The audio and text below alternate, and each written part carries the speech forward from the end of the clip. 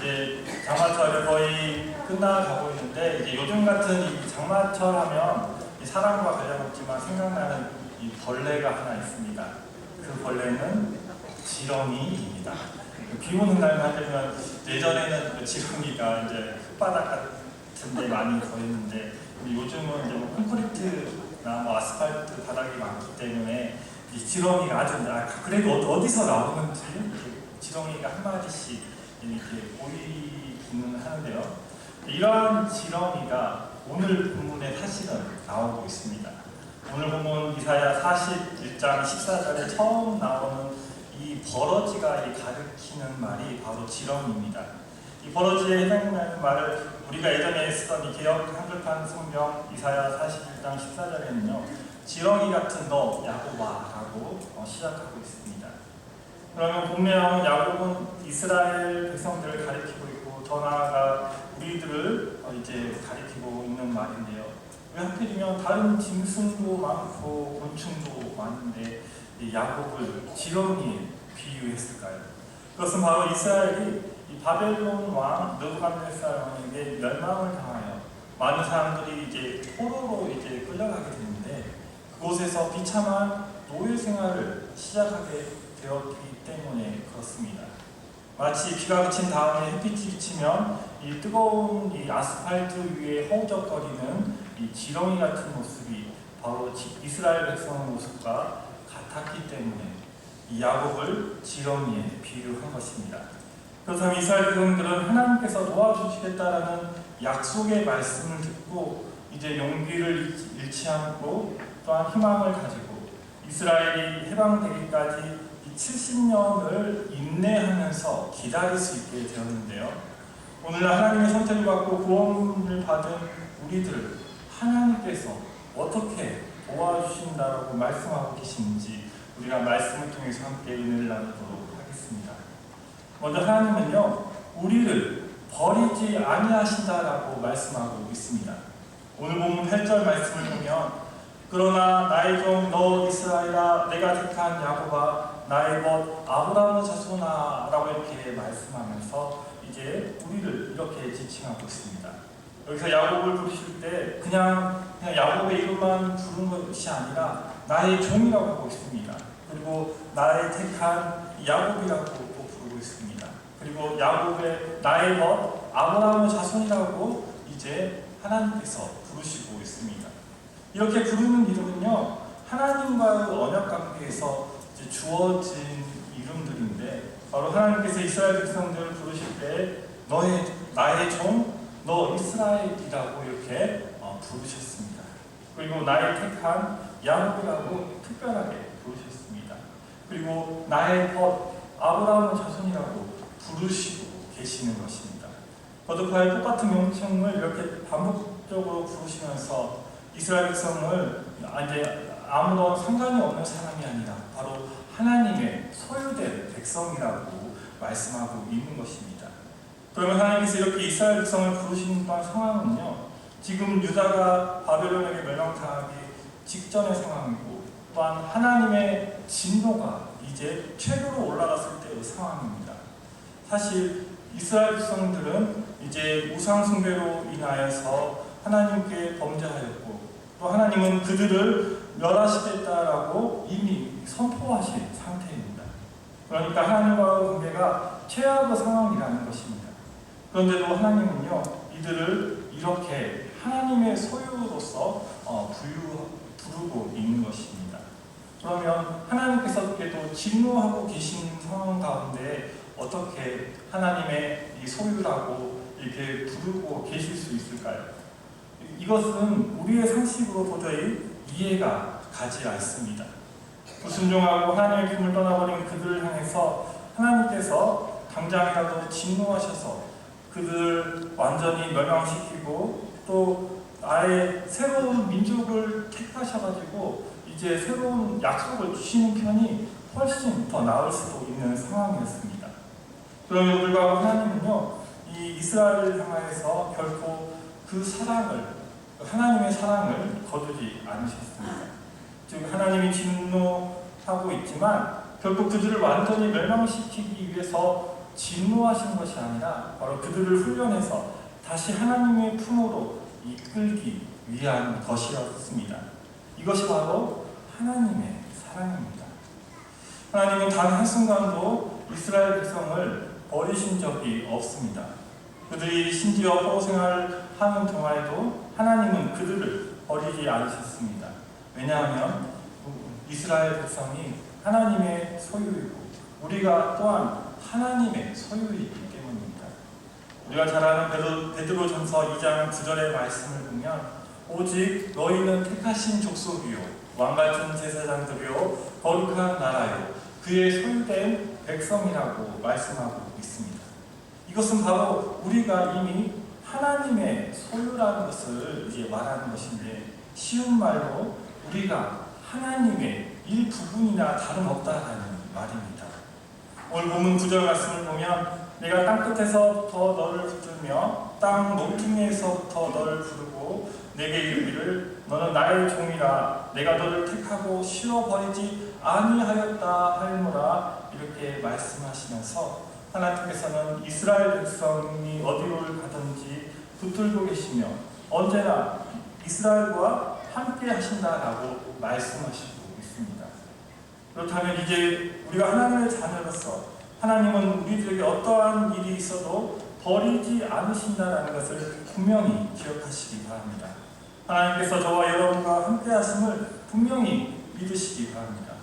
또한 하나님은 절대로 여러분을 홀로 두지 아니하심을 기억하시기 바랍니다. 하나님은 결단코 우리를 붙들지 아니하시거나 또한 실어버리지 아니하신다는 것을 믿고 담대하게 하나님을 믿고 나아가시기 바랍니다. 그럴 때 하나님은요 우리에게 큰 은혜를 주시고 날마다 함께 하시겠다라고 약속하시고 위로해 주실 것입니다. 이제 올해의 7개월이 지나가고 새로운 8월이 시작되는 중간에 우리는 하나님의 이러한 놀라운 사랑에 감사하시면서 이제 또한 새로운 8월을 맞이하시길 바랍니다. 그리고 이제는 나를 버리지 않으시는 그 하나님을 온전히 의지하시는 저와 여러분 되시길 바랍니다. 이제 다음으로 우리는 하나님께서 승리를 주시고 또한 우리에게 승리하는 삶을 살게 하십니다. 이 말은요 하나님이 우리를 버리지 않으실 뿐만 아니라 항상 승리하게 하신다는 것입니다. 당시 이스라엘 나라의 상황을 보면 참담하기가 그지없었습니다. 밖에서는 이 바벨론이 이스라엘을 이제 멸망시키려고 호시탐탐 노리고 있었습니다. 또한 안으로는 지도자들이 타락하여서 뇌물 사건에 휘말리고 있었습니다. 더욱이 하나님을 섬기는 일을 포기하고 우상을 섬기는데 모두가 혈안이 되어 있었습니다. 그야말로 한마디로 법과 질서는 사라지고 정의와 공의는 없어지고 하나님이 무시되던 참으로 안타까운 때였습니다.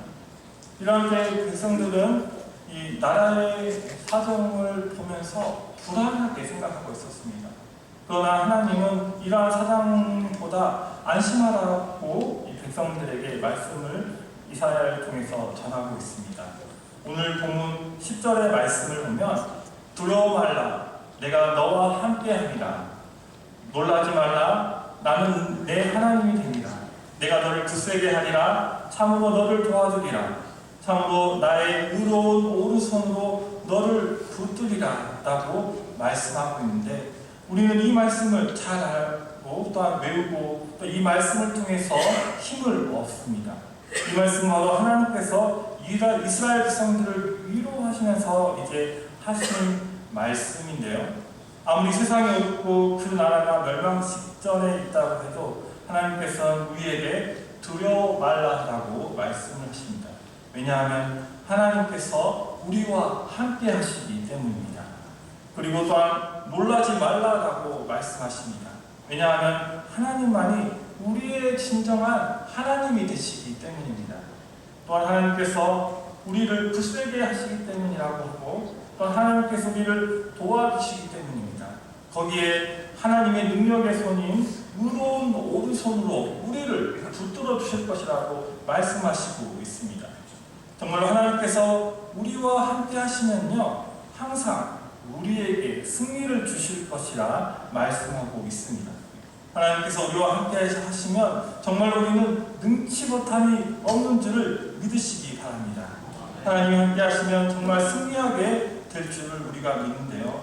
비록 우리는 이 지렁이같이 부자랄 것 같은 모습을 하고 있지만 능력자가 되시는 이 하나님의 손이 우리를 붙잡아 주시면 바로 우리 인생의 문제와 고난이 변하여 복으로 바뀔 것이며 막힌 문이 활짝 열려지는 산 역사가 일어나게 되는 것입니다. 그러면 우리는 이러한 하나님의 말씀을 통해서 절대 두렵지 않습니다.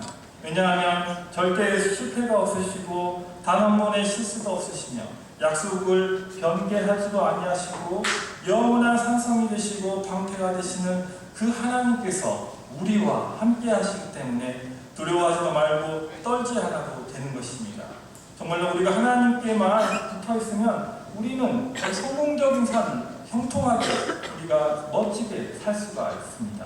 그래서 우리가 얻게 되는 승리의 이유를 오늘 본문 13절에서 이렇게 말씀하고 있습니다.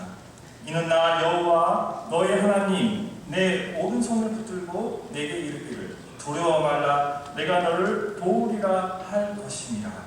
정말 하나님께서는요 우리의 이제 남은 생애 가운데 하나님께서 우리와 함께 해주시고 또 하나님께서 우리에게 이제 승리를 주시기를 정말 믿으시는 우리 모두가 되기를 주님의 이름으로 축복합니다.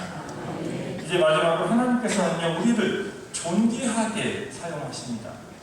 하나님은 우리를 버리시는 분이 아니라 도리어 우리와 함께 하시는 분이십니다.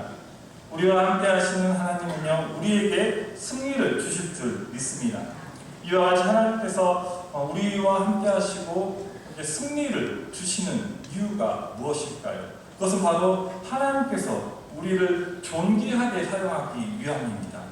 오늘 보면 14절 말씀을 보면요 이 버러지 같은 너 야곱아 너희 이스라엘 사람들아 두려워 말라 나 여호와가 말하노니 내가 너를 도울 것이라 내 구속자는 이스라엘의 거룩한 잔이라 말씀하고 있습니다. 하나님께서는 이스라엘 백성들을 향해서 이 버러지 같은 너 야곱아 라고 부르십니다. 여기서 버러지는 이제 지렁이를 가리키는데 야곱이 지렁이 같다라는 것입니다. 그럼 이 지렁이 같다는 말은 무엇입니까? 그것은 바로 지렁이는 아무것도 방어할 수도 없는 지극히 미약한 곤충밖에 되지 않습니다. 지렁이는 땅 위만 기어다닙니다. 자신의 앞에 무엇이 있는지도 모릅니다. 다만 먹이를 찾아서 본능적으로 움직이는 이 존재가 바로 지렁이입니다. 또한 이 지렁이에게는 미래도 없습니다. 누가 밟는다고 해도 꿈틀거릴 뿐이지 도망칠 줄도 모릅니다. 또 이 지렁이는 물고기를 잡는데 미끼로 사용되어도 그 죽는 그 순간까지도 자신이 죽어가는 것을 모르는 존재가 바로 지렁이입니다. 그런데 하나님께서는 우리를 그런 지렁이에 비유하고 있습니다.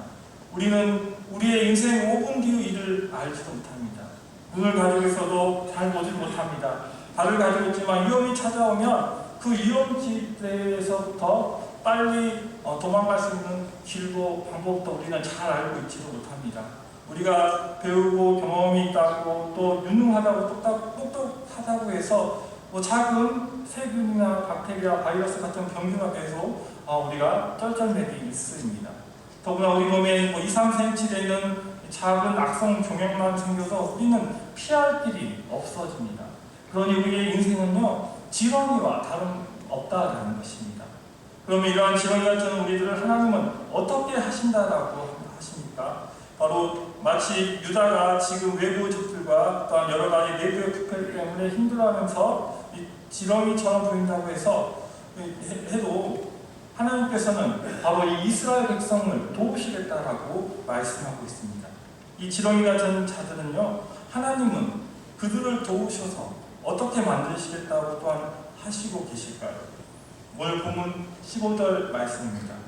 보라 내가 너를 이가 날카로운 새 타작기로 삼으리니 내가 산들을 쳐서 부스러기를 만들 것이며 작은 산들을 겨같이 만들 것이라.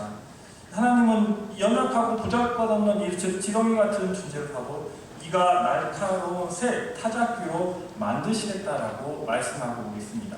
이가 날카로운 타작기계는 지렁이와 비교할 수 없습니다. 그리고 또 이렇게 된 날 어떻게 된다라고 말씀하고 있을까요? 오늘 본문 또한 16절 말씀을 보면 내가 그들을 까부른즉 바람이 그들을 날리겠고 회오리 바람이 그들을 흩어버릴 것이로되 너는 여호와로 말미암아 즐거워하겠고 이스라엘의 거룩한 이로 말미암아 자랑하리라 라고 말씀하고 있습니다. 이 하나님께서는 또한 그 타작 기계를 가지고 모든 것을 완전하게 파괴하고 승리하는 기계로서 하나님이 나를 존귀하게 사용하시겠다는 것입니다. 이제 우리는 이 보잘것없는 지렁이가 아니라 바로 이가 날카로운 이 새 타작기계가 되어서 우리를 완전히 뒤집어 놓겠다라고 하시는 것입니다. 결국 그들을 이제 바람에 날리겠고 회리 바람처럼 흩어버릴 것이라고 말씀하고 있습니다. 이것은 정말로 아무것도 아닌 우리가 하나님의 손에 이제 붙들림 바 되면 이와 같이 하나님께서 우리를 사용하시겠다라고 약속하시는 것입니다. 어쩌면 저와 여러분들이 그동안 패배주의에 젖어서 살아온 것이 아닌지 모르겠습니다. 그러나 이제 이러한 패배주의에서 벗어나시기 바랍니다. 하나님은 우리를 이가 날카로운 새 타작기로 만드신다라고 약속하셨습니다. 그리고 우리에게 여호와로 인하여 즐거워하겠고 이스라엘의 거룩한 자로 인하여 자랑하게 될 것이라고 말씀하십니다. 또한 하나님께서는 이 하나님의 자녀들이 실패하고 패배해서 날마다 다른 사람들에게 쫓겨 지내며 손해보면서 살아가기를 원하지 않으십니다.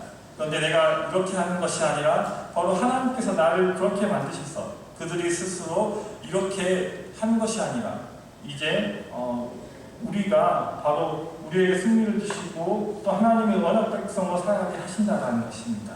이제 여러분은요 바로 온전히 하나님께서 주실 이 승리를 누리면서 살아가시기 원합니다. 하나님은 우리를 이와 같이 이 존귀한 도구로 사용하시기를 원합니다. 그러므로 하나님께서 이스라엘 백성의 절망과 또한 실패로 낙심하고 있을 때 하나님은 이사야 이 선지자를 통해서 위로하셨습니다. 하나님은 우리의 도움이 되시는 하나님이십니다. 그래서 하나님은 절대로 나를 또한 버리지 아니하십니다.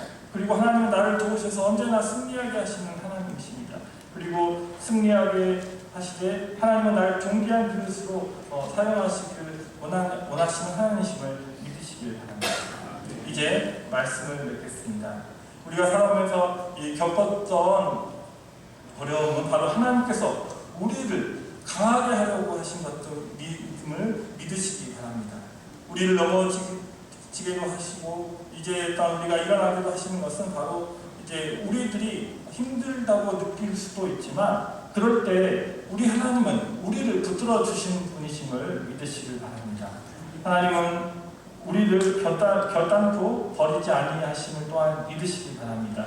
또한 하나님께서 우리를 승리하게 하시고 어려운 상황 가운데 이제 승리하게 하셔서 앞으로 우리가 살아갈 모든 날과 새로운 날 가운데 하나님께 영광을 돌리며 감사하게 살아가시는 우리 영광중앙교회 성도님 되시기를 주님의 이름으로 축복합니다.